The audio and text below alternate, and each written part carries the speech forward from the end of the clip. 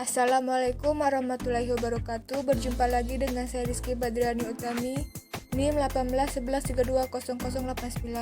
Pada video kali ini saya akan membahas tentang layanan penguasaan konten, cara mengatur waktu belajar yang efektif. Pengertian layanan penguasaan konten. Layanan penguasaan konten adalah layanan konseling yang memungkinkan klien mengembangkan diri berkenaan dengan sikap dan kebiasaan belajar yang baik, materi pelajaran yang cocok dengan kecepatan dan kesulitan belajarnya, serta berbagai aspek tujuan dan kegiatan belajar lainnya. Cara mengatur waktu belajar yang efektif. Yang pertama, menyusun agenda harian. Menyusun agenda harian membuat kamu lebih mudah menentukan kapan kamu harus belajar dan kapan kamu bisa bermain. Jangan lupa, agar lebih seimbang, kamu bisa memasukkan jadwal berkumpul bersama keluarga, membantu orang tua, dan mengerjakan tugas harianmu di rumah. 2. Membuat target belajar. Membuat target belajar menjadi salah satu strategi belajar tepat yang memudahkan kamu lebih fokus mendalami materi pelajaran yang ingin kamu kuasai. Ada 2 cara yang bisa kamu terapkan dalam membuat target belajar.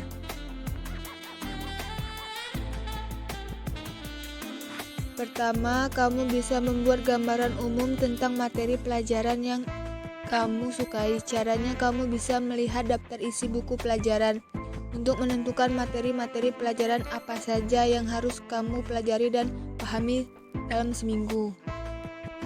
Kedua, buatlah pemetaan tentang pemahaman konsep materi pelajaran. Cara ini akan memudahkan untuk mengukur pemahaman terhadap konsep materi pelajaran yang ingin kamu pelajari.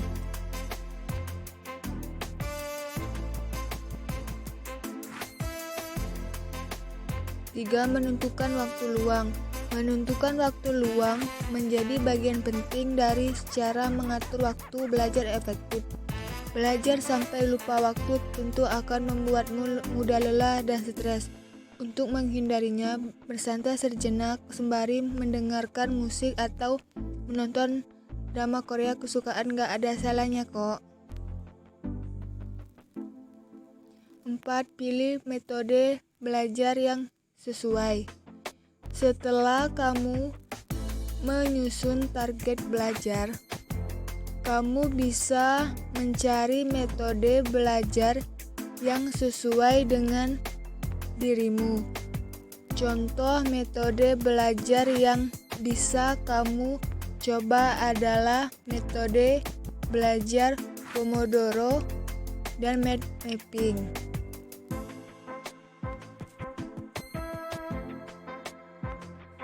5. Selesaikan tugas sekolah lebih awal. Cara mengatur waktu belajar efektif selanjutnya adalah menyelesaikan tugas sekolah lebih awal. Hal ini bisa kamu lakukan selama belajar di rumah atau ketika kamu mulai bisa belajar tatap muka di sekolahmu nanti. Jika menyelesaikan tugas sekolah lebih awal, kamu bisa memiliki waktu bermain dan beristirahat tanpa terganggu tugas sekolah yang belum kamu kerjakan. Sebelum mengerjakan tugas sekolah, ada baiknya kamu menyempatkan diri untuk beristirahat sejenak, sekitar sejam, agar kondisi tubuh dan pikiranmu kembali fokus mengerjakan tugas sekolah.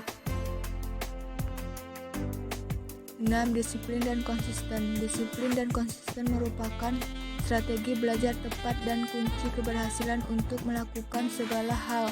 Pastikan diri kamu bisa terus disiplin dan konsisten mematuhi agenda harian yang sudah kamu susun. Bila sudah terbiasa disiplin pada konsisten, kamu juga tidak akan mengganggu kegiatan belajar dan mengerjakan tugas sekolah sebagai beban. 7. Lakukan evaluasi. Setelah cara-cara sebelumnya sudah kamu terapkan, hal terakhir yang perlu kamu lakukan adalah mengevaluasi cara membuat jadwal belajar sehari-hari dan target belajarmu dalam seminggu. Kamu harus mengecek apakah cara membuat jadwal belajarmu sudah efisien, apakah kamu telah melaksanakan agenda harian yang kamu buat dengan baik dan target belajarmu sudah tercapai. Kalau misal jawaban pertanyaan-pertanyaan tersebut belum memuaskan, kamu harus memperbaiki jadwal belajarmu, serta berusaha lebih disiplin dan konsisten pada minggu berikutnya. Jika kamu merasa jam belajar yang sudah kamu tentukan dalam agenda harianmu banyak terganggu hal lain, kamu bisa mengubah jadwal belajarmu pada jam-jam yang lebih tenang.